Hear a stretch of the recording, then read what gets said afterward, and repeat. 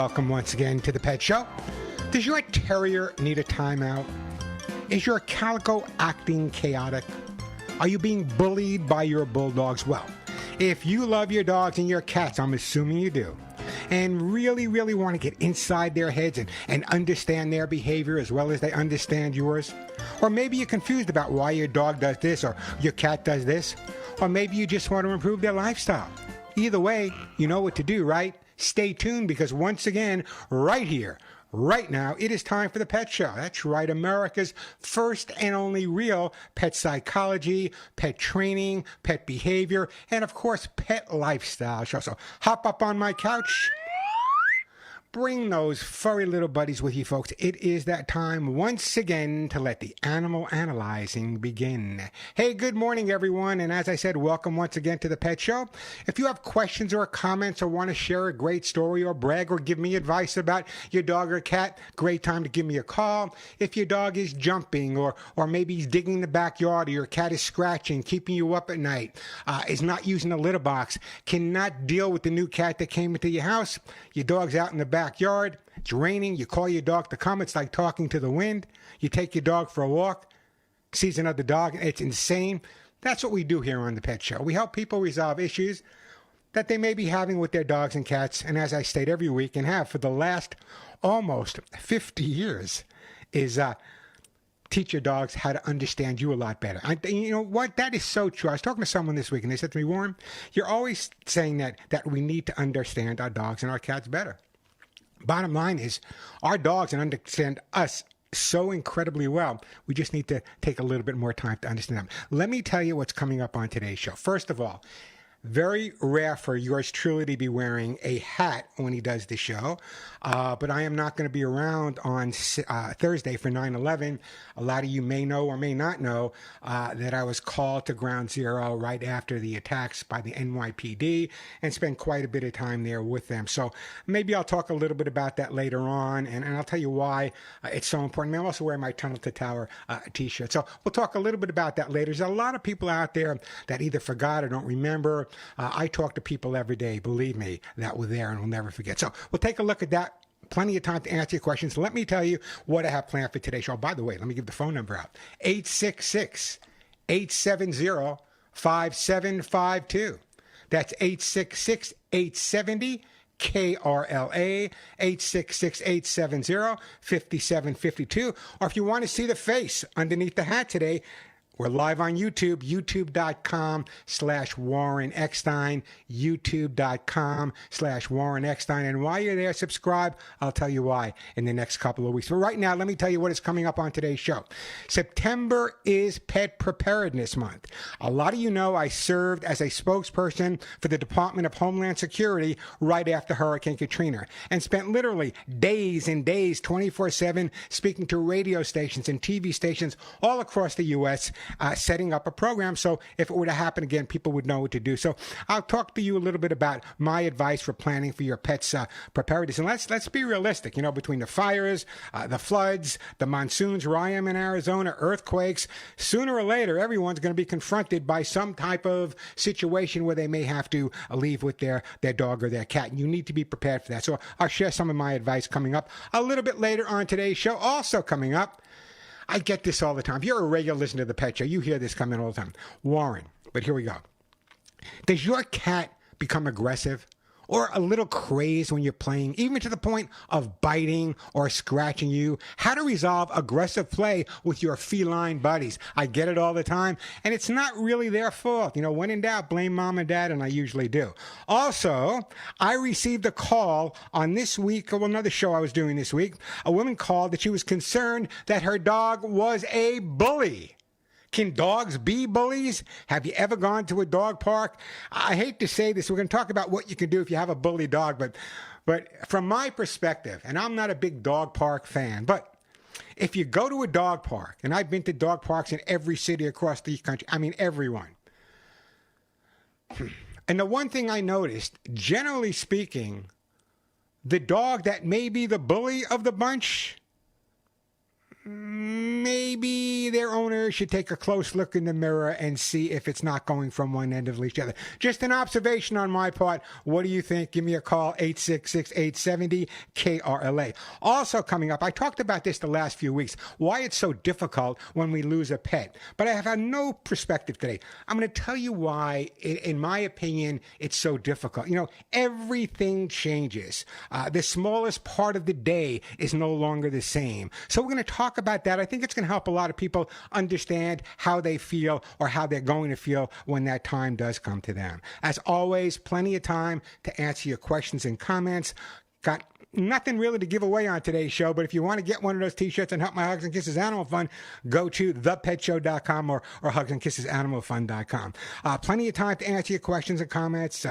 So if your pet is jumping, chewing, barking excessively, scratching at the door, your cat's scratching your furniture, not using the litter box, not getting along, you get the idea.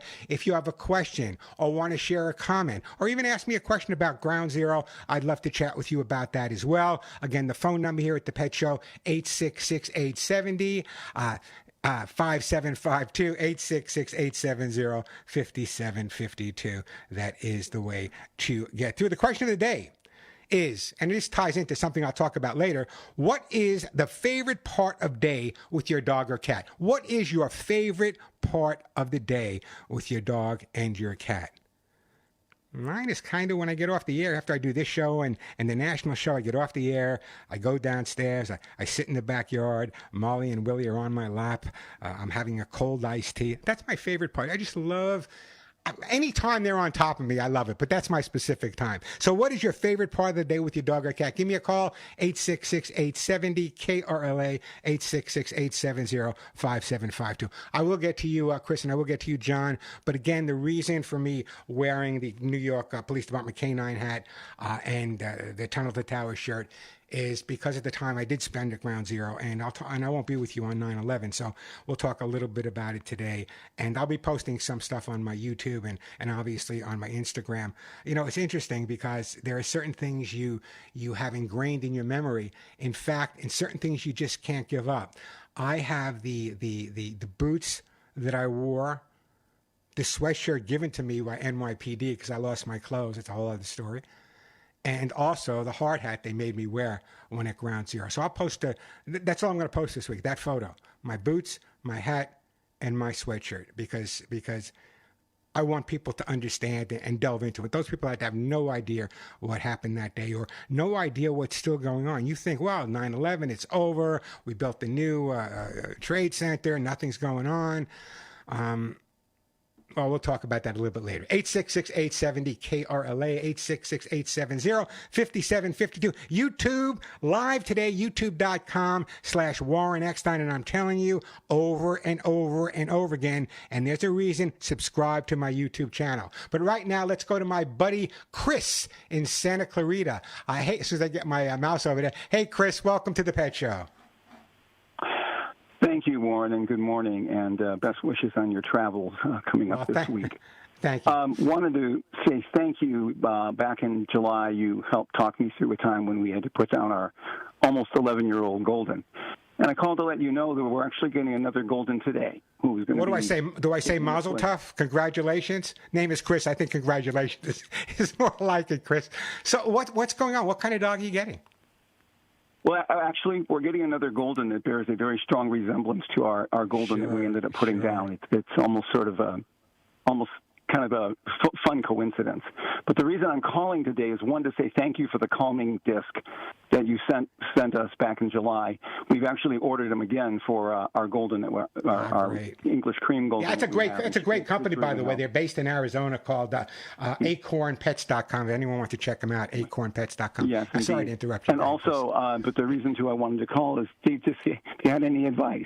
You know, first night in a new home, you know, the dogs have met before, so at least that's a good thing. They have met and had a play date. How old is the dog that's coming in? 4 going on 5. 4 to 5. Bless you for adopting an older dog. I admire you so much. And how old is the dog that's there? Just turned 6. Okay, so they're about the same age. They've been introduced properly. When is the new dog actually coming home? This afternoon.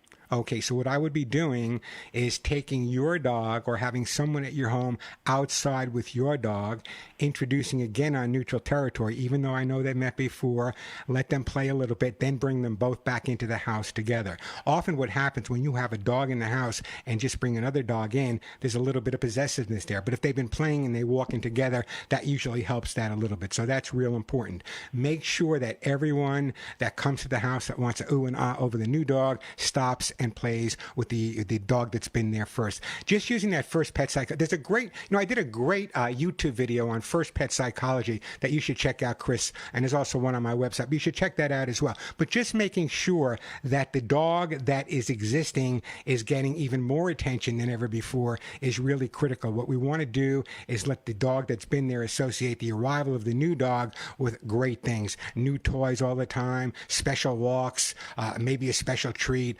When you feed the dogs, if there's no possessiveness over food, that's okay. If there is, just start feeding each dog out of 2 or 3 dishes temporarily, and little by little they will adjust. So it sounds to me that you're pretty much on target, the fact that they've already met already. But that neutral turf walking together could be really, really important for the ultimate relationship, Chris. Yes, that is an excellent idea. Also, someone told me about, we have an old crate that we took down for one of our Goldens. We thought about getting it back out again to at least give him place to be until they become a little more accustomed to one another. Then but then let me ask you a question. If you have 2 children in the house and you put one of them in the cage and the other one's running free, what's the one in the cage going to think? You have a point. Thank you. Thank you. I'm not against, but don't be wrong, I'm not against crates in certain situations, but if these dogs are behaving well with each other, reacting well with each other, I think you're pretty much on target. Obviously, I would not leave the house for more than a half hour or so at this point, at least for a couple of days, but I think you're right on target. But again, once you can find the new dog that comes into the house who has to adjust to the dog that's already there, I think putting him in a crate at this point is not the way to go. If you want to give him a safe place, gate off an area. I have no problem with you gating off an area if you want, but just not the cage or the crate at this point. And one more thing, too, as far as sleeping is concerned. Should they on your bed, both of them, on your bed. No, but I'm not that. But should they sleep in different rooms or something like that? Let them choose. Let them choose at this point. I mean, if there's aggression, you'll have to actually gate one off. But let them choose where they want to sleep. Yeah, let them make that decision. Let them become buddies at this point. Okay. See, because anything that you're going to do that's going to interfere their relationship or getting to know each other or looking at each other in a positive way could be a potential situation down the road. But the concept here is, your dog, the original dog, may be a little out of sorts if that new dog's kind of coming into the bedroom at night. Maybe not. Maybe you should spend a lot of time with them in the bedroom before you go to sleep, so they're both assimilated to being in the bedroom at the same time. I think that's probably the best approach. But let them kind of make that decision. You can respond accordingly, but let them make that decision. Okay. All right then, sir. Chris, check out. I'm telling you, go to youtube.com/Warren Eckstein. Check out the first pet psychology. I'm sure there are things I left out in my head. Once I put on a hat, my brain goes a little cloudy. But anyway, check it out. Give me a call back in a week or two if you have any more questions or the relationship isn't where it should be, and we'll go a little bit further. Okay. Thank you, Warren, for your time today, and God bless. Chris, you have a great day, and good luck with the new pup. The phone number here, 866-870-KRLA, 866-870-5752. Plenty of time for your calls, plenty of time to answer all your pet and animal questions. I'd like to get you guys going to respond to me today. Come on. What is the favorite part of day with your dog or cat? Is it when they wake up? Is it when you go for a walk? Is it when you feed them? Is it when you go to sleep with them? What is your favorite time of day with your dog or cat? Give me a call, 866-870-KRLA, 866-870-5752. Quick break, then right back to your questions and calls. I'm Warren Eckstein. This is The Pet Show. I remember back to the days I spent in the water with some of the dolphins, and it just really, really mellows me out. John's calling from Lake Forest, has a question about a rescue dog that has anxiety. Mike's calling from Las Vegas, has a coyote problem, but also needs help because his dog is eating his own poop. So we'll get to your calls. We'll get to your calls in just a second. But I want to share this with you because this kind of hit home with me, and I think it's going to hit home with a lot of my listeners. So here we go. Why losing a pet hits so hard. Something I'm also going to put on the YouTube channel as well. You know, when a pet is gone, dog or cat, it makes no difference. The loss shows up in the smallest parts of the day. The morning walk doesn't happen. The food bowl stays in the corner. The greeting at the door never comes. What you lose isn't just the animal, but the rhythm of living alongside with them. For people who spent most of their day with a pet, especially those at home, the silence can feel endless. Older adults and anyone living alone often feel it even more because that companionship gave shape and purpose to their days. And for many children, saying goodbye to a pet is the first time they face what loss really, really means. You know, so when people kind of take lightly when someone loses a pet, it's not a person, it's just a dog or it's just a cat. Think of that. Think about how much of your day is spent either thinking about or taking care of or being with your dog or cat. It's very, very difficult. And I've talked about this before. I probably have had to say goodbye to more pets in my lifetime, and not just pets, but other animals as well, than most people. It never, ever, ever gets easier. It never is less than it was last time. It's always the same. Well, I love this. No, no. It's always the same when you say goodbye. But I think the most difficult part is for people is when they notice that the dog isn't waking them up to go for a walk, or, they don't have to be home at 5 o'clock specifically, or they don't have to worry about changing that litter box or making sure the cat is fed or the dog goes to the vet.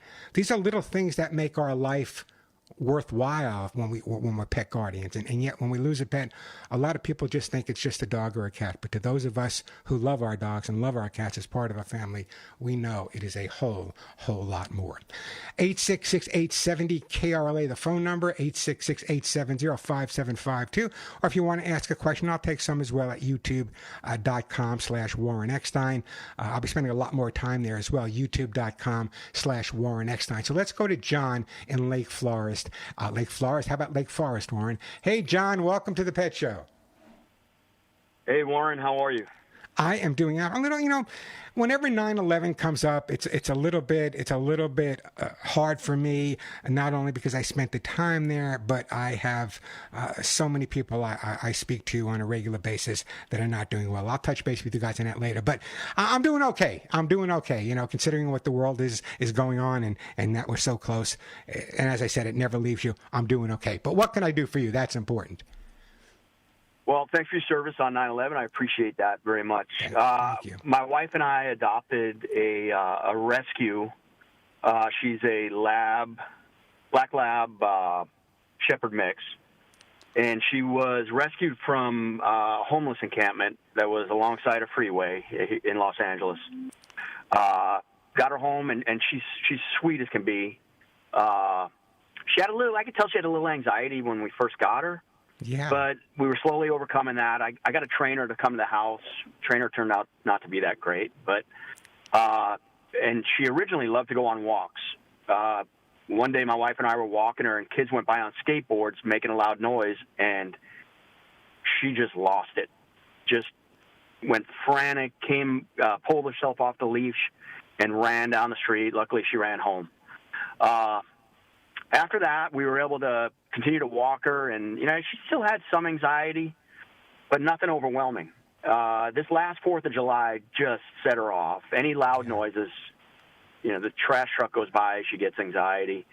But then we tried to get sedatives for her on the 4th, and they didn't work. Okay, let me go over a couple of things for you. First of all, the dog coming out of a homeless encampment. How old do we assume she is at this point? Well, yeah, when we adopted her, she was 5 months, and she had been rescued maybe 2 weeks prior to that. So she had been. And how long have you had her? How long have you had her? A little over a year now. Okay, so she's approximately a year and a half or so old. Now remember, Correct. dogs learn through association. I had this long conversation yesterday with someone, and the fact that your dog was living in a homeless encampment and these sounds were scary. She was a young puppy at that point, and loud noises and skateboards and maybe people threatening the dog or going right in front of her. This is all understandable. What we need to do at this point, and you're pretty much doing it, is recondition the dog's reaction to those things. Now, for example, 4th of July, every dog panics on the 4th of July, or most dogs do. I recommend, as I talk about noise phobias again on the website, when you're dealing with noise phobias, what you want to do is start with the dog barely hearing the noise, and over a period of weeks or months, increasing it gradually, always ending in a very positive association. Now, you can download the sound of thunderstorms and or firecrackers almost anywhere online. So playing it at a small volume when you're stroking the dog and playing with the dog and encouraging her will eventually help. Now, does it resolve all the situations? No. There are certain dogs that do need a little help, and you hear me recommend those calming discs, and sometimes that could be beneficial for that as well. But we need to understand the dog has been with you for about a year. She was 6 months old or 5 months old when you took her off the streets. Now, think about this. At 6 months old, the dog has already gone through its imprint and kind of finishing its juvenile stage. So those memories, just like our childhood memories, never really fade. We tend to learn to deal with them. Excuse me. So my recommendation at this point is to focus on desensitizing it to the noise using your computer, but also when it's quieter normally in the areas where you walk or where that might be noisy, that's where I would start walking her. And as the noise increases, just make sure that you're encouraging her through the whole walk. And if she does react, don't yell, don't get angry. That's just going to make that reaction worthwhile. Calmly go back to some of the basics maybe the trainer taught you, or just walk on by and just say everything is okay. That's the best way to deal with it. It sounds to me like the anxiety the dog has goes to puppyhood. Excuse me, early on. And, some dogs at these homeless places are so well socialized because there's so many things going on. But in your case, the fact that it was a puppy, it was more of a fear situation. So the more positive she's received right now, the better she's going to be. So that's where I'd be headed at this point. And if the trainer was not good, try doing some basic training yourself. Go establish it. Make it positive. There are some great books on the market. Let me recommend one. How to get your dog to do what you want. Or go online. But basically, I want you to understand that sometimes the background or the memory doesn't go away, or the memory doesn't go away, but what does happen is they learn to deal with it. Just like I've learned to deal with many horrible memories I might have had in the past. I don't forget them, but I learn to deal with them. And I think that's where we have to be with the dog. And sometimes using that basic obedience in a very positive way reinforces your relationship and also gets her mind off exactly what is making her nervous at that point. I hope that helps you out a bit there, John. Okay, yeah, it does. Thank you. Thank you. Check out the noise phobia on either YouTube or the website. That would be really beneficial for you. There's a lot of different tips there as well as I did a thing last week on YouTube in terms of rescue dogs and how to make sure that dog adapts well. So you might want to check that as well. Give that puppy a hug and a kiss, and bless you for adopting and bringing that dog into your home. What a great story. My listeners are by far the best. Again, the number here at the Pet Show, excuse me, 866-870-KRLA, 866-870-5752. So, if I sound a little bit nasal today or a little bit congested today, I feel fine. I'm living in Arizona, 108 degrees, 107 degrees. It's going to be low 100 today. Wow. Anyway, the bottom line is that we've been going through these monsoons, specifically where I live, this week. And if you've never lived through a monsoon, the thunderstorms, but more important is the dust. So that dust just kind of gets inside of you and stays with you. So it's a combination of Warren's allergies and a combination of, what do they call them here? Haboobs, right?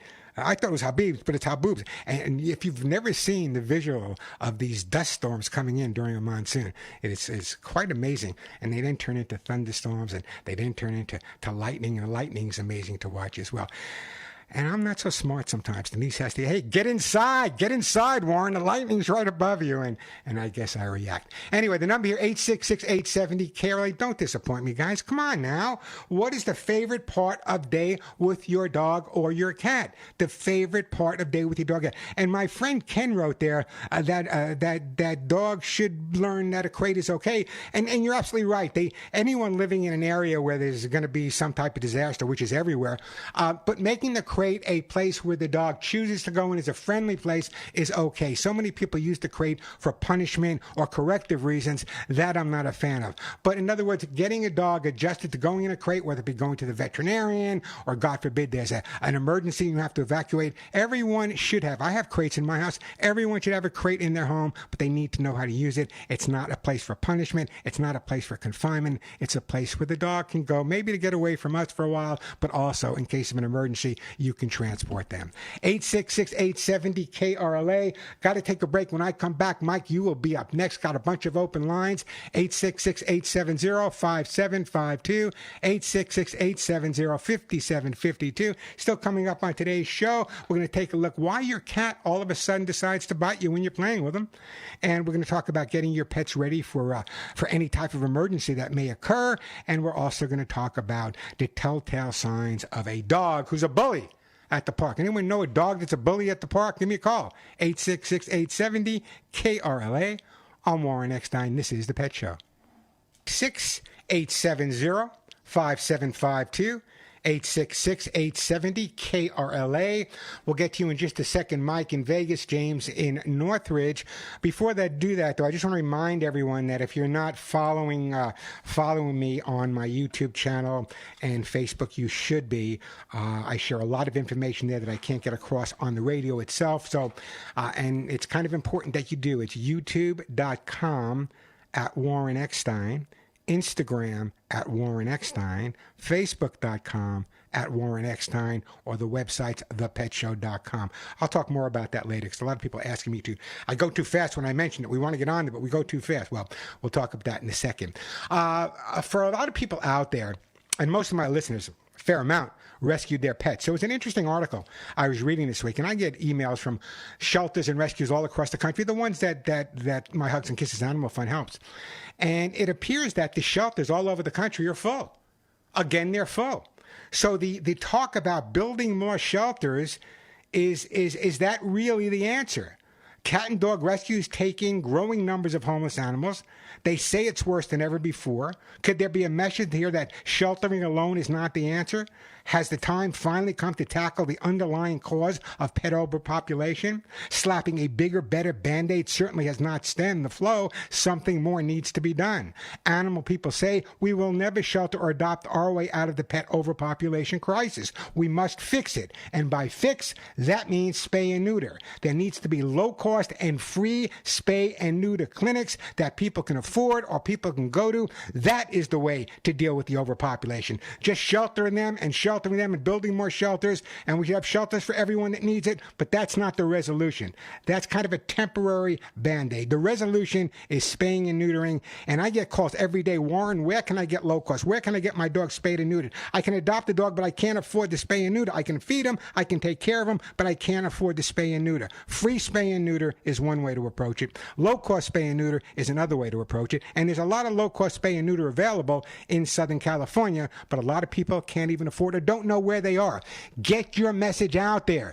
Get your message out to the public that there is free and low-cost spay and neutering available, at least in Southern California. All right, let me go to my friend Mike right now. I'll calm down, Mike. Let's go to Mike in Las Vegas. Hey, Mike in Vegas, how you doing? I'm doing fine, Warren, and God bless you.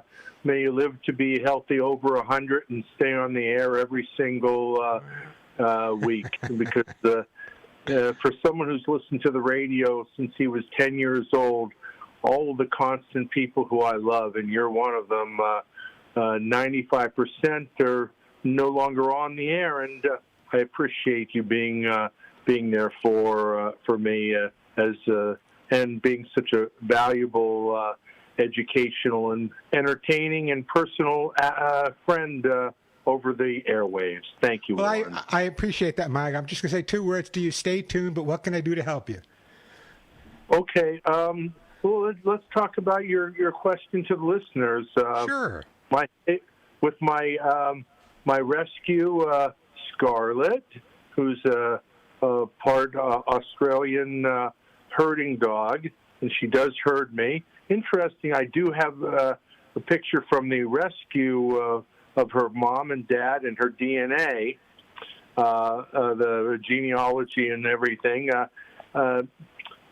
My favorite time with her is after she eats at about 5:30 in the morning. We go out into the back patio. The sun's coming up, and I don't have enough time to eat after she eats because naturally Missy gets to eat first.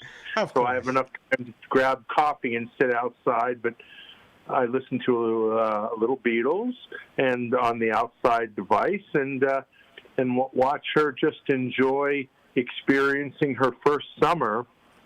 There's nothing. That's the best time, Warren. I'm glad. I don't want to run out of time, Mike, but listen to a little Rocky Raccoon for me. But I want to get to your question about coyotes. Coyotes aren't only in Vegas. Coyotes are all over the place. And the resolution for the coyote situation is simple: leash, harness, air horn, pepper spray. That's the way. Never leave your dogs in the backyard. I don't advise that at all, ever, ever, ever. Even in my backyard that has a 7-foot fence all around it, I am out there with Molly and Willie when they go outside. They are never outside by themselves. We have to learn to adapt. Okay, we're not going to get rid of the coyotes, nor do we deserve to get rid of the coyotes. They deserve to live too. So adapting's part of it. I get a woman who called me up and her 15-year-old cat was killed by a coyote, and it breaks my heart. It breaks my heart. But if you live in an area that has coyotes like I do in Arizona, I am inundated with coyotes, I make sure that whatever thing I can do to ensure my dogs are safe, I do. For example, when I take them in the backyard at night, there's bright lights. When I take them in the backyard at night, even though they have a 7-foot fence, there's an air horn in my hand and a pepper spray in the other hand, and they're ready to come in if I have to take them. So I guess there are a lot of things to do. That would be my recommendation as well. And just remember, come January is where the coyote season really starts to uprise. Oh, all right. I watched your YouTube video. Very, great. Very informative.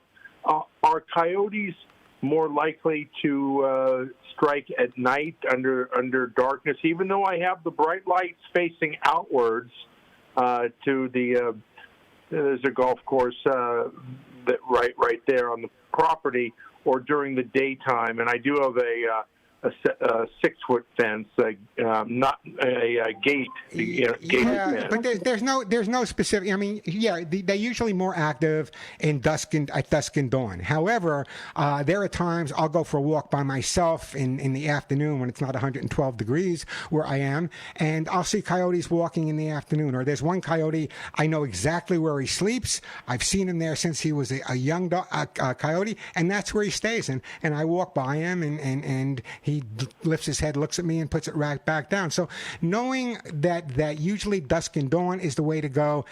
At night, they can attack also. So, it all depends. And you also have to take into consideration, is it one coyote? Is it 2 coyotes? Is it 3 coyotes? Depending on the number of coyotes, at one time that you see makes the danger more there. I don't want to run out of time, but I want to get to your puppy eating poop. How old is your dog? She's 8 months old now. Okay. How many times a day are you feeding her? Twice. Okay, that's okay. What I want you to do is there's a couple of products on the market. Speak to your vet about them. One is called Forbid. The other one is called Deter. Those are things that you add to the dog's food that may help with the copophagy, which is the poop eating, or it could be a bad habit. The other thing is when you have a dog that's eating poop like yours, as soon as they go, no poop around. It's immediately cleaned up in the backyard, immediately. And if she's the type of dog you take for a walk that she kind of looks at other dogs' poop, take a little alum powder with you. You can buy it at the supermarket, just a little bit of it. I mean, no more than a thumbnail. And before she approaches another dog's poop, just put a little alum on there. A couple of times she'll get the idea that perhaps poop is not the way to enjoy food.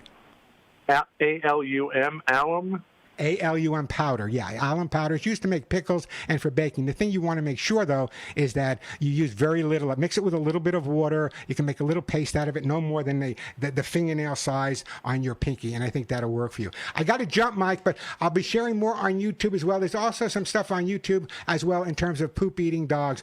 Have a great day. I got to go. Have a great day in Vegas. I appreciate your call. And keep watching YouTube. I'm going to be doing a lot more on YouTube than ever before. 866-870-KRLA, 866-870-5752. James, hang in there. I will get to our promise, but right now, a quick break, then right back to your calls.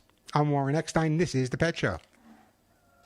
Eckstein, great time to give me a call. We'll get to you, James, in a sec. 866-870-KRLA, 866-870-5752.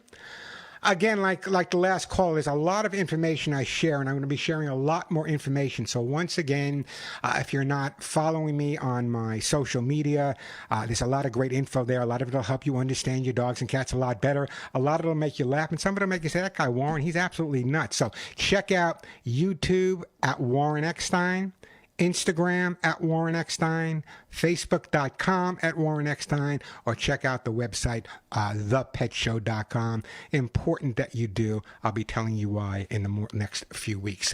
Let's go to my buddy James in Northridge. Hey, James in Northridge. Welcome to the Pet Show. Well, thank you for having me on the air. I appreciate it. My pleasure, James. My wife loves you ever since she heard that you had 31 dogs at one time. And 30 cats. And, oh, my goodness. But, yeah, we don't come close to that. But we worked with the rescue, and we still have a few that weren't adopted because they weren't perfect. So they have a home here forever.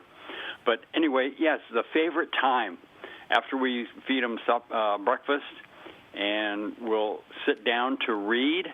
They'll come up and they'll jump in our laps, and that's when they rest, and that's our favorite time. If that's heaven, I'm in heaven when they're up there on me.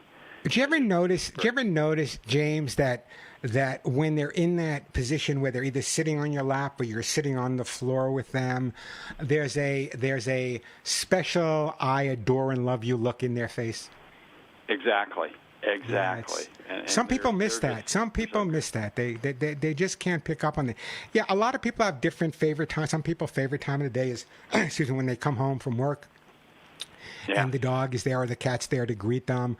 By the way, that's one of the most difficult things to deal with when a dog or a cat crosses that rainbow bridge is the owner coming home and opening the door and anticipating that dog or cat being there to greet them, and it's not there. Yeah, so, I look at my Molly and Willie. I can't believe it's been 7 years since I took them out of this high-kill shelter in Los Angeles.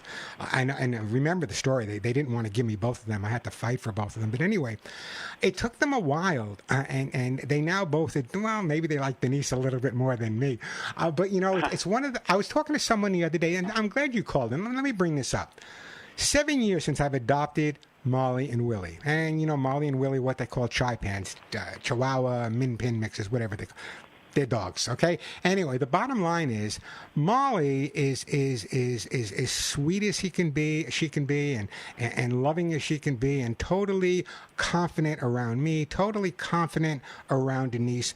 Even more so with Denise. Now, Willie, on the other hand, Willie is a different personality.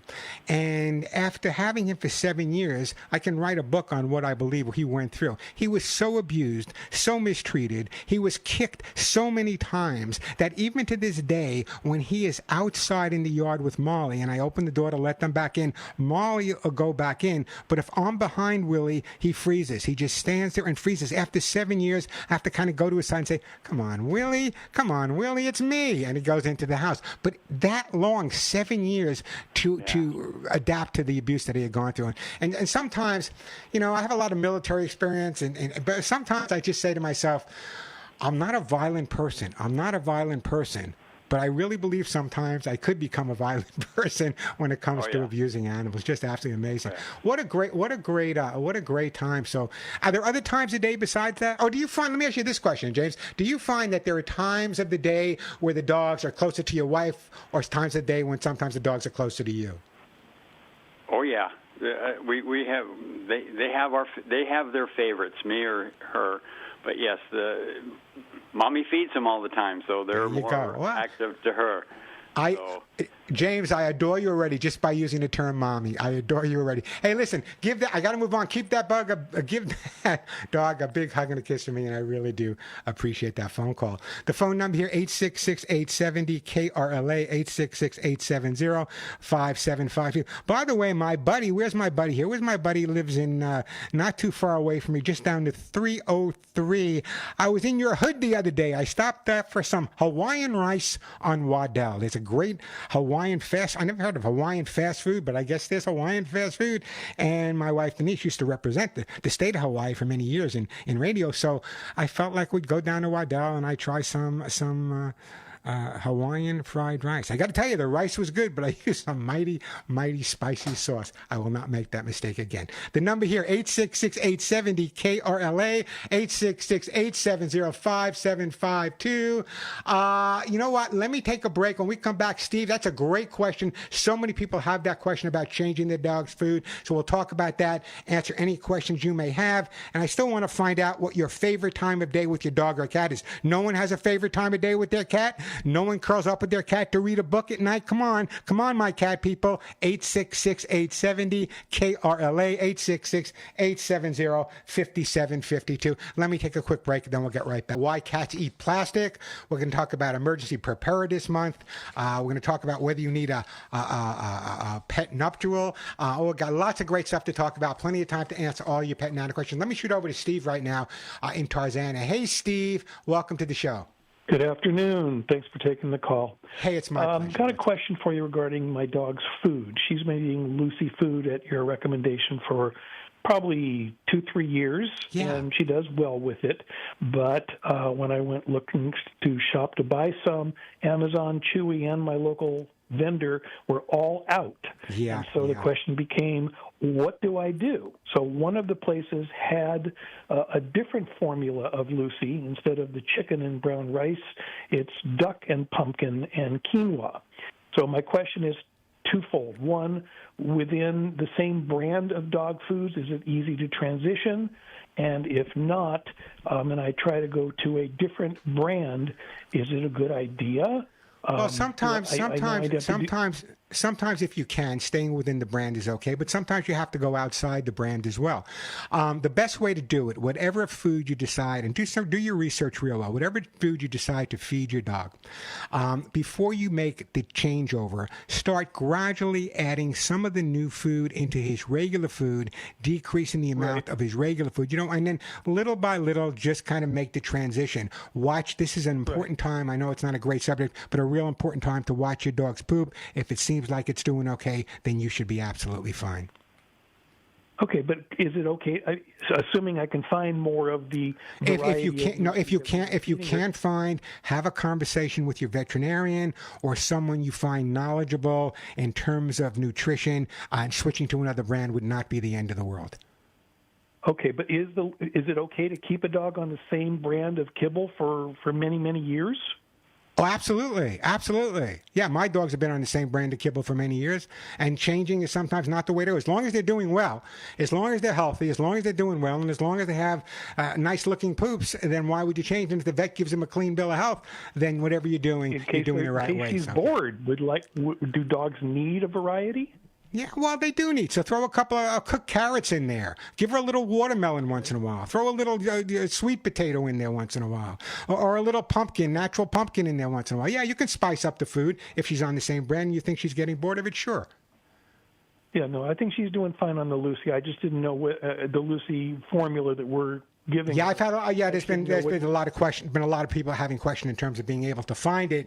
I don't know the answer to that, but anyway, the switch would be absolutely. The switch would be do it gradually. The switch would be absolutely fine. But if you think she's getting bored, a little pumpkin, a little sweet potato, a little watermelon, even peas and carrots should be fine for you.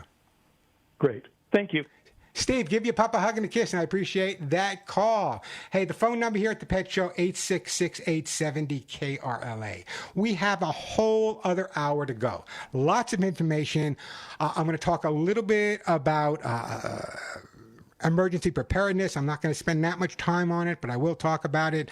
I'm going to tell you about my personal experience out Ground Zero, and why it's in my head 24/7, and why I want to talk to you about it as well. But again, let me just remind everyone, check out the YouTube channel, youtube.com/Warren Eckstein. Right now, we're going to take a quick break, then right back to your calls on Warren Eckstein. This is The Pet Show. If you have a question or a comment, it's the only show of its kind. A question or a comment about your dog or cat's behavior.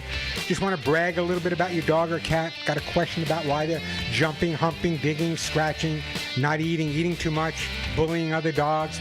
That's what we do here on the show. And again, let me explain while I never wear a hat, but I'm wearing my NYPD canine hat and my Tunnel to Towers t-shirt. This time of year is very difficult for myself and many other of my friends that were there.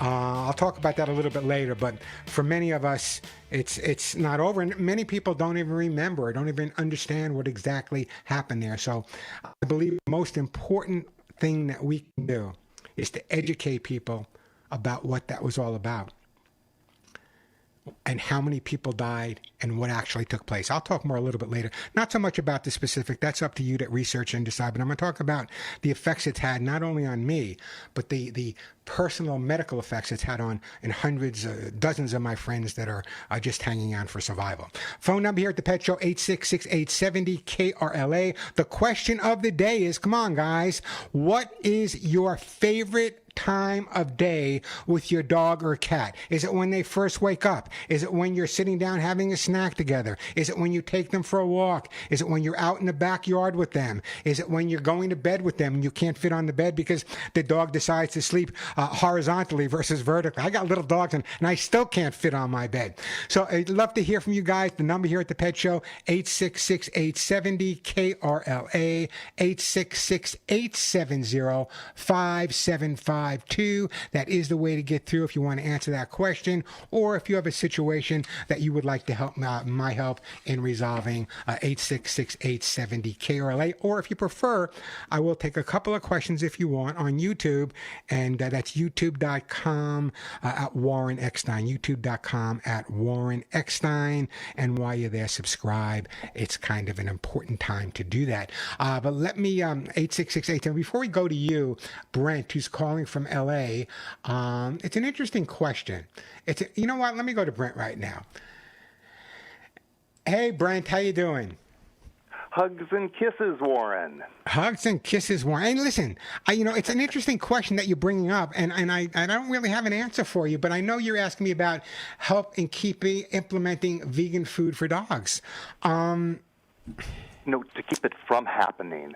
Apparently, the CO2 catastrophe screamers are demanding we have to have vegan diets for dogs if we can't get rid of them altogether as pets, because they're exhaling CO2, which in their view is destroying the planet. Flatulent dogs are destroying the Pacific Ocean. Not the garbage we throw in it. It's flatulent dogs that started the fires. It's flatulent dogs that cause tornadoes. It's cats, gassy cats. This is ridiculous, okay? First of all, that's an eccentric way to look at it.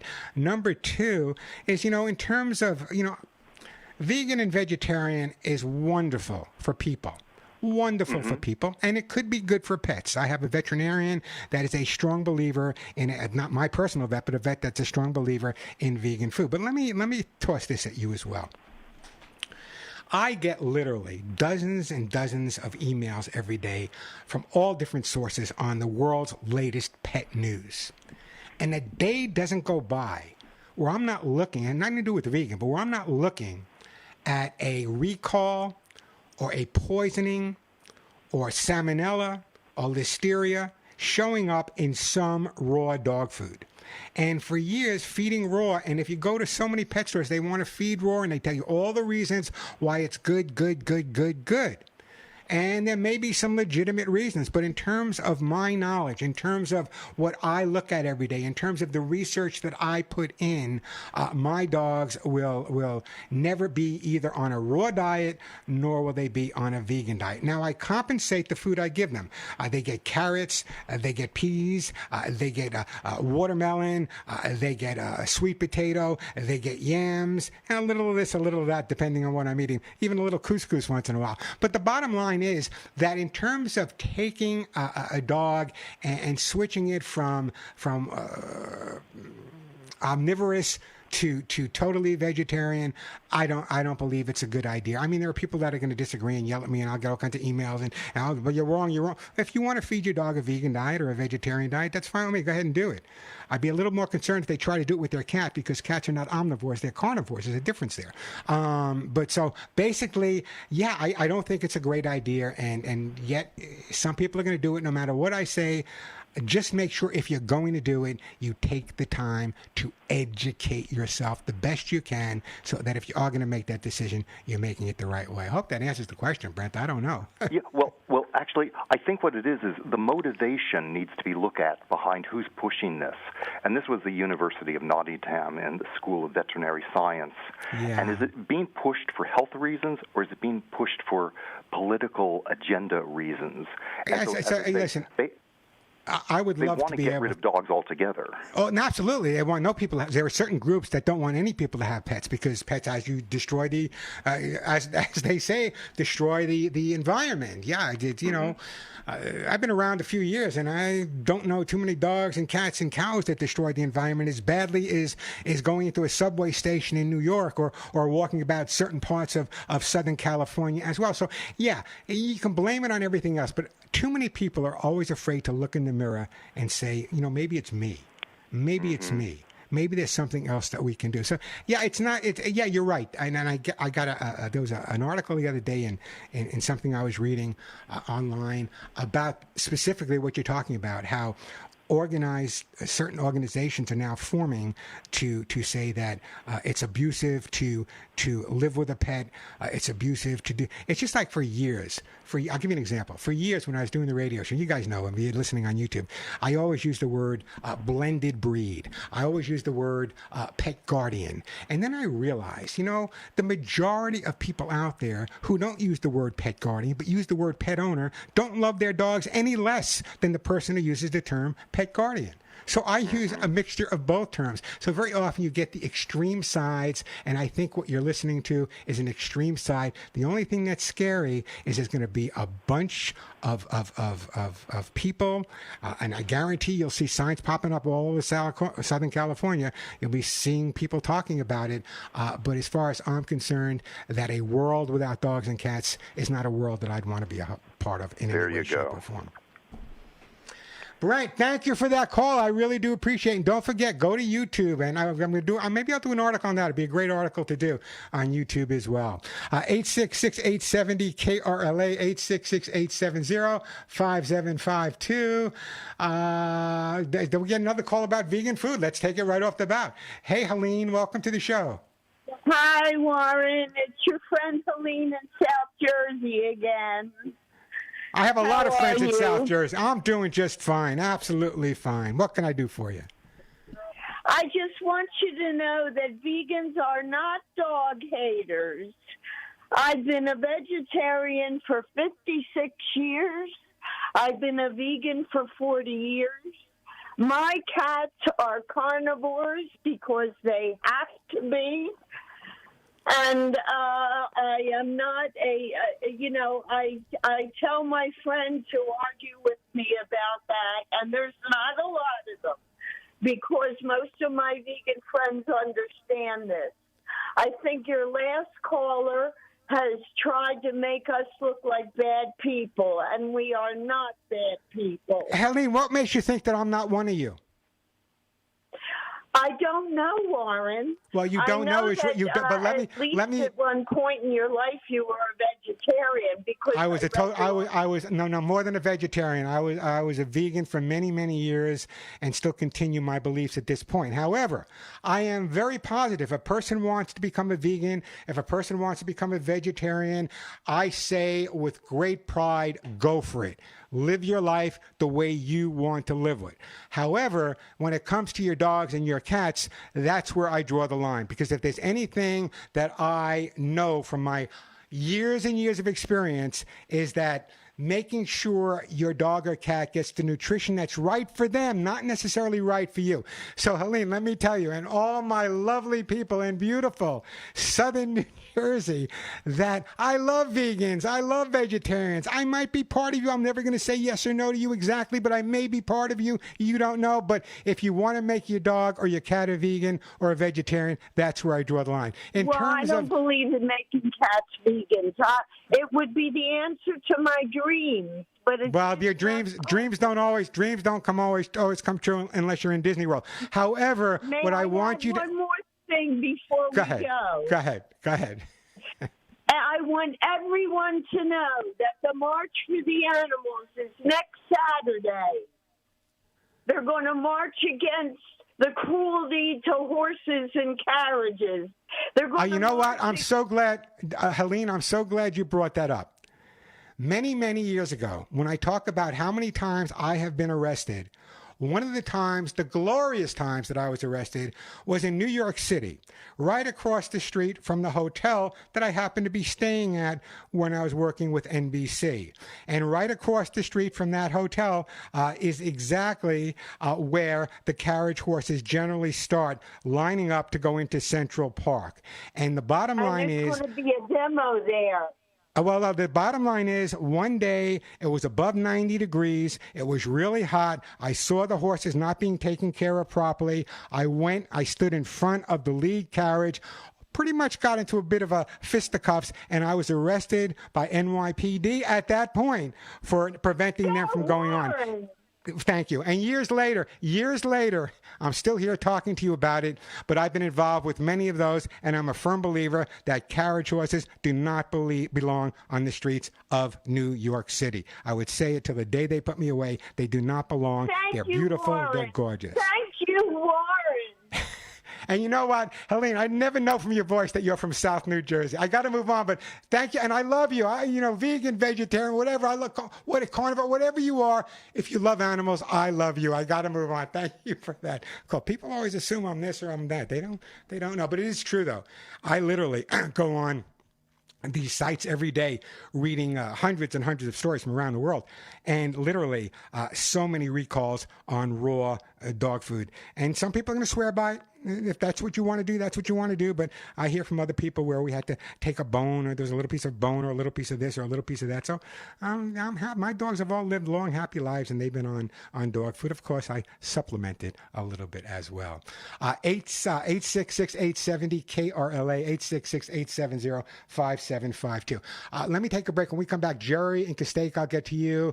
We'll get to Mark in LA as well. And again, let me just remind everyone that if you want to answer me a question, go to my YouTube channel, youtube.com at Warren Eckstein.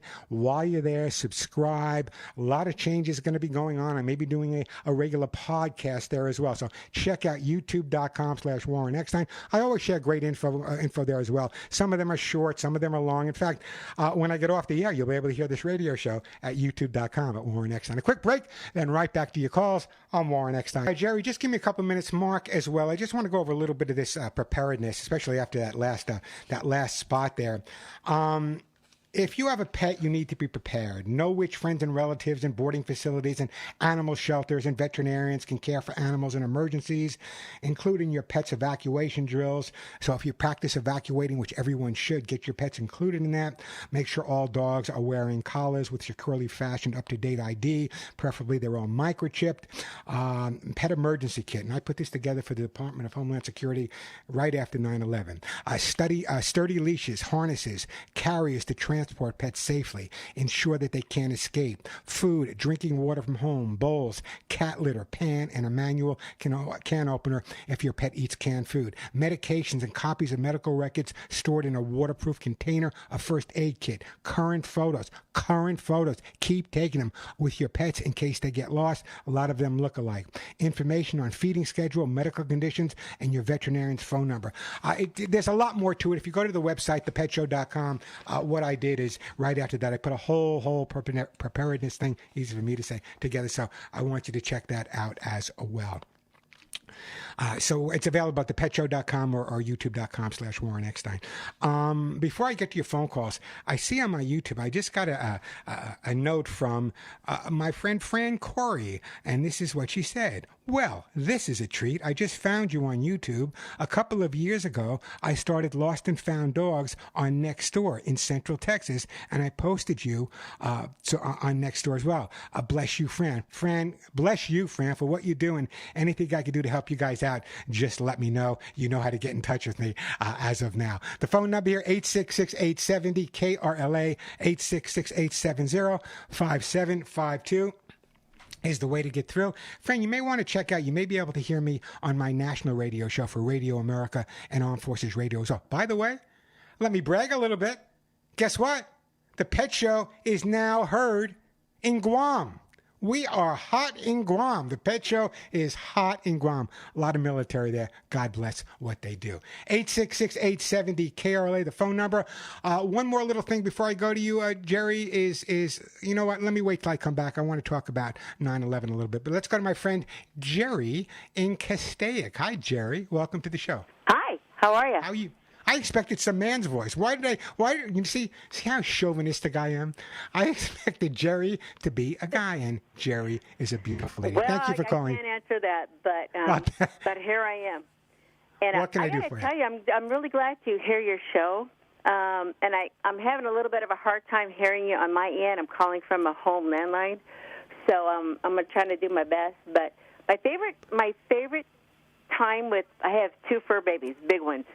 And it's at the end of the day when they go out and they play with each other. Just watching them kind of romp together. Well, what's that? Just watching them romp together. Just watching them play.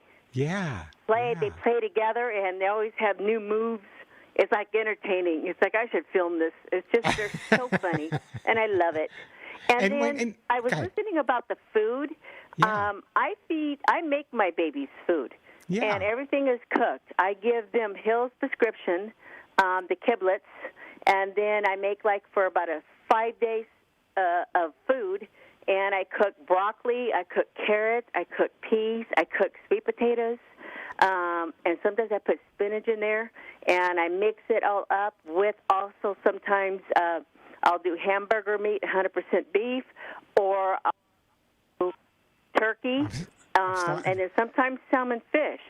So with that said, they got their meal for 5 days. They're good. They're healthy. No, you listen. You know, if someone like yourself, Jerry, really takes the time to educate themselves and learn exactly what type of nutrition your dog needs, and you want to cook specifically for your dog, I'm 100% for this. As a matter of fact, in my book, Pet Aerobics, the first book I wrote in the 70s, there's a whole thing in there on different recipes that my wife, who's no longer with me, Faye wrote, Chihuahua, chili, and there's a whole bunch of recipes in that book. So I'm a firm believer that if, in fact, you educate yourself and you take the time to understand nutrition, that if you want to cook for your dog, and you might want to run it by a nutritionist as well, I think it's absolutely your decision, and I think it's absolutely fine. Yeah, my point is they're rescues. I've had them for about 9 years. They both had horrific bad where they came from, and so I want to keep them as long as I can. It sounds to me like you're doing everything you can to keep. And you call me in 20 years from now, tell me how good they're doing. How's that, Jerry? I would love to do that. I have another quick question, if I may. Sure, go ahead. So I have the female, and when we're in cars, she has. When she sees dogs, people are walking them on the side of the road, she goes nuts in the car. Well, why do you think that is? Why do you think that is? Look at it from the dog's point of view. All right? Well, you're standing still, or moving away, and she doesn't understand the concept of the moving. I just had this conversation with someone the other day. Dogs in cars are really kind of an unusual thing. What you need to do is make the dog as comfortable as possible in the car and less territorial. The reason dogs bark so much at other dogs or people walking by is the car becomes like a 6-foot leash. That car is now their territory, and they're going to become possessive over it. There are other reasons, but that's generally the reason behind it. That's why when people first adopt a dog, or if they're getting a puppy, I always recommend that in the car they're approached by friends of theirs or relatives or other people that they know, or maybe with another dog that the dog knows, so the dog starts associating that as a positive thing. But that's all you would need to do at this point. Okay, because I've been trying to figure it out of how to. She writes. Jerry, do you have access? Jerry, do you have access? Do you have access to YouTube or my website? Yes. Go to youtube.com/Warren Eckstein, or go to the website, thepetshow.com. Don't forget all one word, thepetshow.com. There's a great article I'm very proud of that I wrote a while back talking about dogs in cars. So check that out. I think it'll be beneficial for you. I would love to do that. I will do that today. I think you have a great day, and go kiss, give those fur babies a big hug and a big kiss for me. 866-870-KRLA, the phone number, 866-870-5752. Let me go to my friend Mark here in L.A. Hey, Mark, how you doing? Yeah, hi, Warren. How you doing? Good I'm doing okay. Hanging in there. Sure. I want to ask a question about, I have multiple cats. I was thinking about pet insurance. What do you think about that? You know, to be quite honest with you, I don't have pet insurance for my dogs. There are people that email me and text me and say that they have incredible luck with the insurance that they use. There are some insurance companies that have a cap. Some insurance companies that obviously won't cover pre-existing diseases, senior dogs. So what I would do, or senior cats, what I would do in your case is, because I'm not an expert on pet insurance. I have a separate bank account, and I think people should do that. Set up a separate bank account where you could put your own money away every week or every other week. So if an emergency crops up, you have that money behind you. There's also care credit and other things that people can do. But when it comes to specifically pet insurance, I'm sure there are some phenomenal ones out there. What I would do is check with Consumer Affairs, Better Business Bureau. And also, if you go online, I'm sure you'll get hundreds and hundreds of people pro and con about pet insurance. Purposely, I don't have insurance for my pets. As I said, I have it kind of put to the side a little bit. So that's just the way I approach it. But there are many, many people out there that I do hear from that are really happy and thrilled with the concept that they did have pet insurance and it did cover the costs that they needed to be covered at their vet. But also check with your veterinarian. Is it the type of insurance that pays them, or is it the type of insurance where you have to submit to get paid back? So those are the things I would check, Mark. Okay. One other quick question about cats. Is there a reason why cats are drawn to the sewer? I have a sewer near my on my block, and they all seem to want to go in there. Yeah, because, from our perspective, the sewer stinks, but from a cat's perspective, it's like going into a store filled with potpourri. Everything smells there. The food smells, this smells. Oh, yeah, it's kind of like as disgusting as it may be for us dog to smell another dog's poop. It's not, from the dog's point of view, it's like the business card of the other dog in the neighborhood.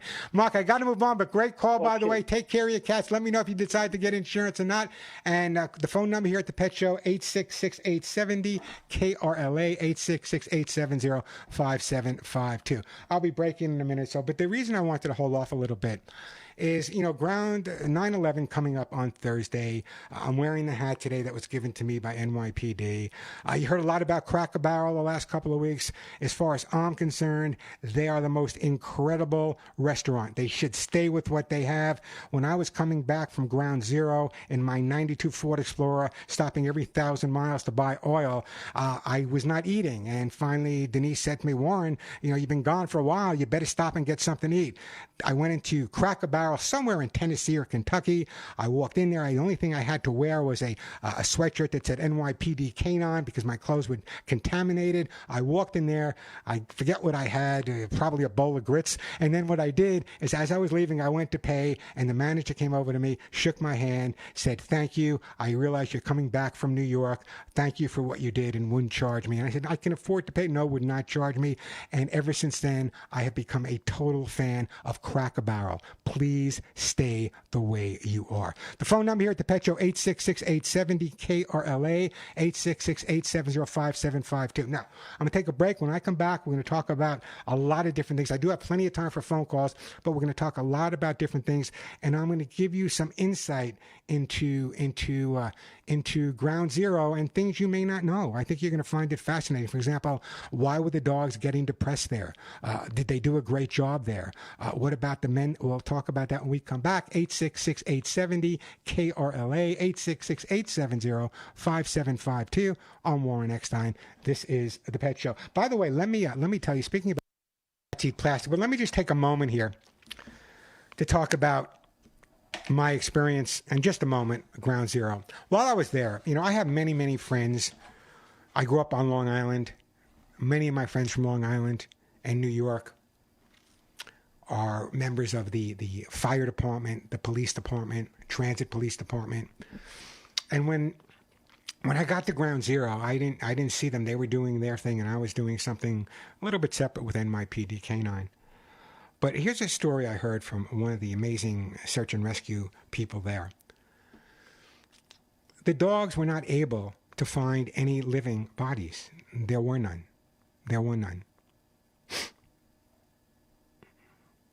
So what they did, because the dogs were becoming depressed, as any living thing would become if they couldn't do their job, what they actually did is they took some of the volunteers that were there and they hid them so that the dogs would be able to find a living being. This was before the cadaver dogs were able to find a living, and an incredible job. Had the opportunity of giving some awards to some of these dogs as well. Getting away from the dogs for a second, I have many, many friends that I worked with for many years. I was in the volunteer fire department in Oceanside, Long Island for many years. A big article in the book about how I got in trouble for saving dogs with the ambulance, but that's a whole other story. But so many of these heroes, and they are heroes. They were my best friends growing up, heroes, and I consider them heroes till the day they die. They may not be refined, they may not talk, but I'm telling you they're heroes. I have one close friend who's now living in Pennsylvania. He gets up every morning wondering which side of the dirt he's going to be on by the end of the day. His lungs are so bad. His heart is so bad. And he was perfectly healthy working for NY Fire Department, one of their top rescue companies in New York. And I talk with him daily. He's an interesting guy. He's got a lot of anger in him, and I can understand that. Actually, after 9/11, he became a biker, but still one of the most incredible people I know. And it breaks my heart. I'm in tears every morning when I read his posts to see is he still there? Is he not still there? And I'm sure there are hundreds and hundreds of others. So many people lost their lives after 9/11. I remember being there, and I'm being colorblind. I saw some smoke coming up from my feet, and I said to the captain of NYPD, I said, "Hey, guy, what is that smoke?" He said, "Hey, Warren, you know what? We don't even know. We have no idea." So a lot of respiratory problems. So I just want everyone, if you're a prayer person, I just want everyone to not forget and pray about it. And for heaven's sake, if you have children, if you have the opportunity to talk and educate people, please take the time to do it. Don't let us forget what happened on that day. Over 3,000 people killed. Let us never, ever forget. A lot of people talk the talk. There's very few people that walk the walk. I'm telling you, I worked with the people that walk the walk every day. And again, just think about them. Put them in your prayers, and don't be afraid to say thank you in your prayers to them, because every day is 9/11 to them. Phone number here, 866-870-KRLA. If you have a question or a comment, 866-870-5752. That is the way to get through to the pet show. And I do have a couple of lines open, so if you have a question or comment or want to share a great story or continue telling me what is your favorite time of day with your dog or cat, I would love to hear from you. I really would. I'm just reading some of my posts here.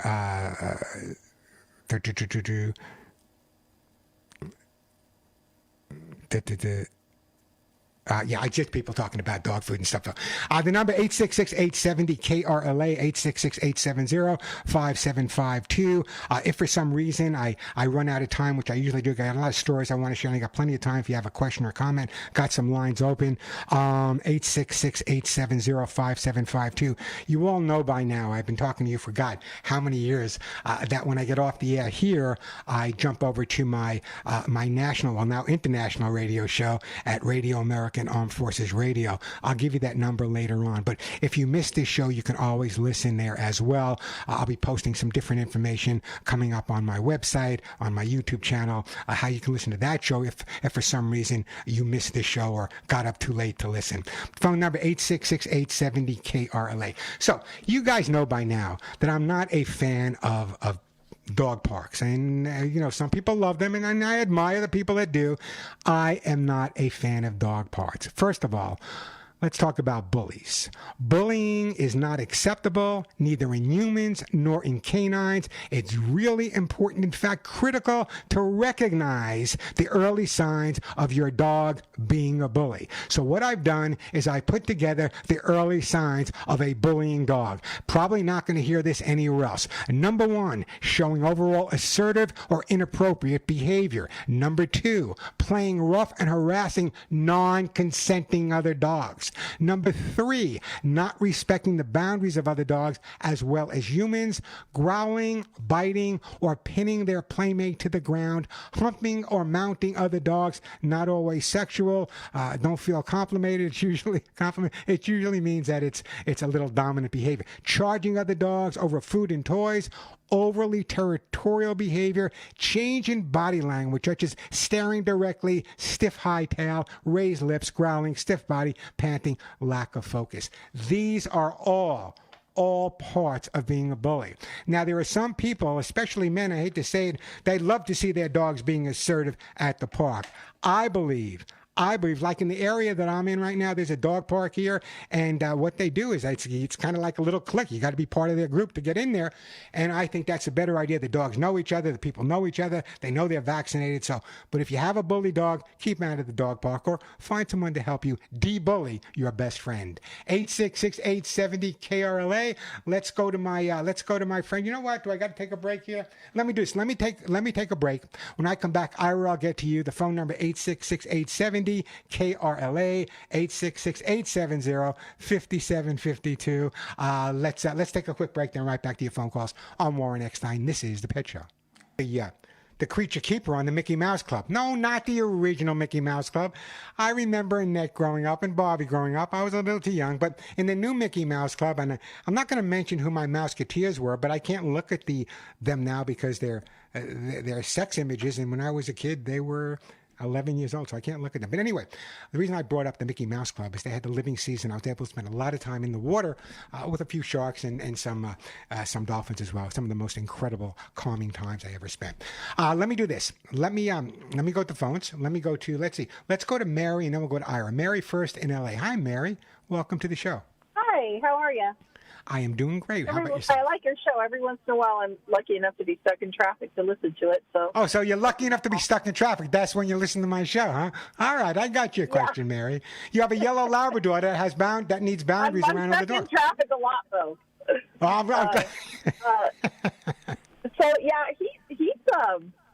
He has boundary issues. It's really he wants to play all the time with other dogs, but they aren't very nice when he goes straight for their genitals and doesn't leave them alone. He's just relentless about it, and he's not trying to be. He just has no boundaries. He's playful. How old is your dog? He's 5. And what type of training has he gone through? I call it backyard training. That would be me, and I'm not great at it. Well, there's nothing wrong with there's nothing wrong with backyard trainers. I've known some backyard trainers that are as good as any trainer out there that charges. But what you need to understand is having a dog trained that doesn't react when he needs to react is crazy. In other words, having the perfect dog when you're watching the 11 o'clock news or you're in your backyard and he does everything you want, that's great. But take him around other dogs and all of a sudden, Boomer turns into Benji. Boomer turns into Cujo. So the reason I bring that up is this. The best way to resolve an issue like this is to really solidify your basic training. First, with no distractions, even though he's 5 years old, start out and then go to adding some distractions in. I would purposely take the dog to areas where there are other dogs after you've spent some time privately in your yard or in your front yard and work with him in those other areas with little exposure to other, and then gradually build it up.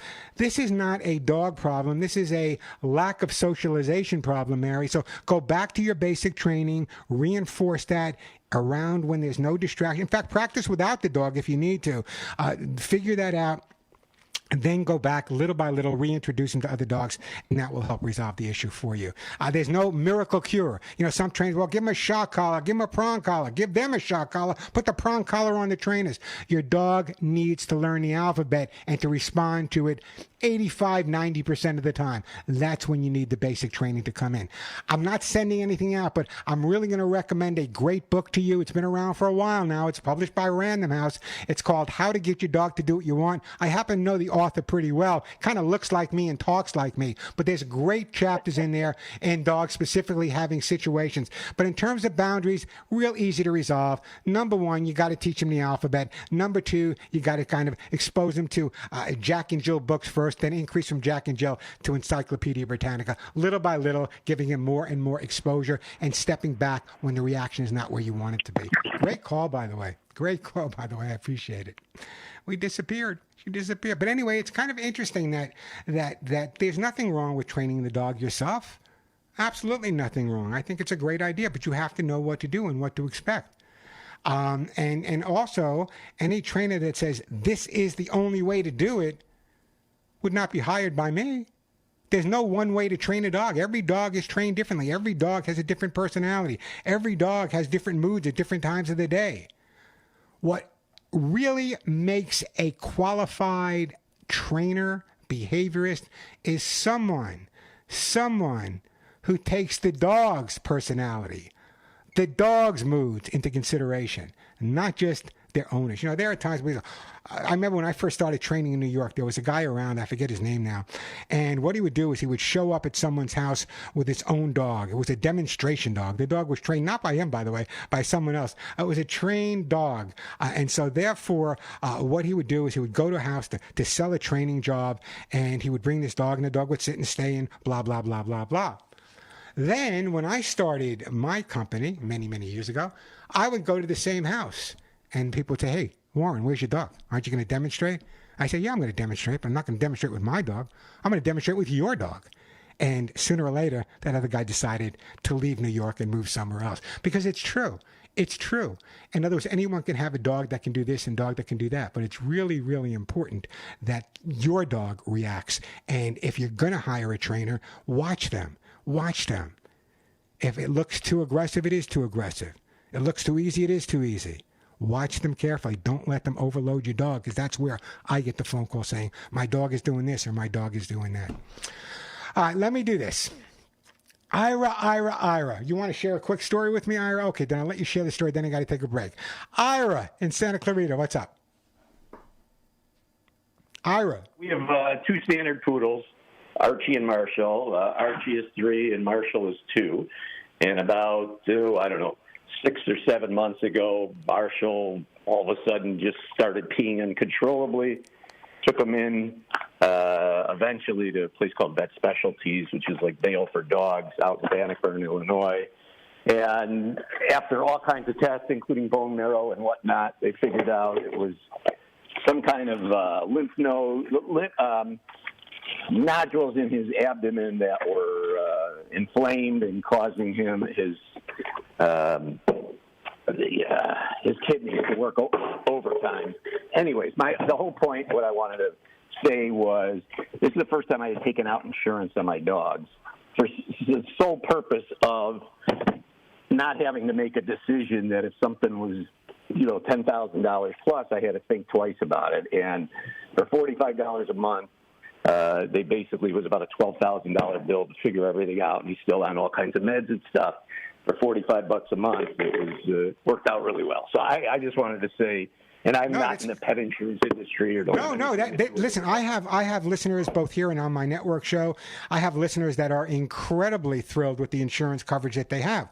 But then I also have the other side. So that's what I suggested, that just take the time to really understand, read it carefully. There are certain insurance companies that are amazing out there. There are other insurance companies that may not be so much. So if you do your homework and you hit the right one like you did, it can save you a lot of money, Ira. 2 standard poodles. I take this the right way. But anyone who can live with a standard poodle knows what it's like living with something that's a little smarter than they are. Am I right? Yeah, right. Absolutely. There you go. There you go. Thank you for the call. I really do appreciate it. The reason I bring that up is I think I've talked about this before, but having trained Polizeihunt and Schutzhund trainings in Europe, people would never think of a poodle as a working type dog, but they were. Actually, the poodle is not French, it's German, it's a water dog. That's why they shave down to make them more buoyant. A whole long story about them. Poodles, some of the most incredibly bright dogs I've ever worked with. Let me do this. Just remember that if you're not following me on YouTube or my other social media, I'm letting you know, and I'm not giving you a reason, but I'm letting you know you should be there. It's youtube.com, Warren Eckstein. Get there as soon as you can. Facebook.com, Warren Eckstein. Instagram, Warren Eckstein. TikTok, Warren Eckstein. Facebook, Warren Eckstein. Or simply check out the website, thepetshow.com. Quick break, then back to some of your calls. I'm Warren Eckstein. Warren Eckstein. I could take another. Well, if you want to give me a quick call, if it's a quick call, I will definitely take it. A couple of things I want to announce to you. First of all, you had a couple of people calling up and saying about cooking for their pet. Things you should never give your dog are popcorn, avocado, macadamia nuts, grapes or raisins, onions and garlic, tomato plants, raw potatoes, coffee or tea, sugar-free gum especially. It contains xylitol, which can be really, really, really, really dangerous to our pets. So those are just some of the food. So if you're going to be the type of person that wants to cook for their dog or cat, go ahead, but just make sure you take the time to educate yourself as well. Now, you all know when I get off the air here, I do my national and Canadian show and also my Radio America and Armed Forces show, all one show. It starts right after I get off the air here. I mean, it starts like a 103 or 102. I'll be taking your calls there if you're out there driving around stuck in traffic like that one lady was. Not too often I get stuck in traffic in Arizona. It's one of the things I don't miss about. I love California. I love living in Santa Monica, but I do not miss the traffic at all. It takes me as long to go 20 miles here to a mall as it did to go from Santa Monica to Century City Mall, which is 3 miles away. It takes me longer to get there than go 20 miles here. So I don't miss that at all. But anyway, a couple of things. Number one, that number, if you want to call that show, write this number down. You're going to need it. 877-725-8255. Write it down. You're going to need it. 877-725-8255. That show starts when I get off the air here. Give it a couple of minutes to kick in. It goes to Washington, D.C., to Radio America. They have to put all kinds of technical stuff up on the satellite. But basically, it's the same type of show I do here, except the calls come in from all different parts of the United States. A couple of things, just a reminder. I'm asking for your help with my Hugs and Kisses Animal Fund.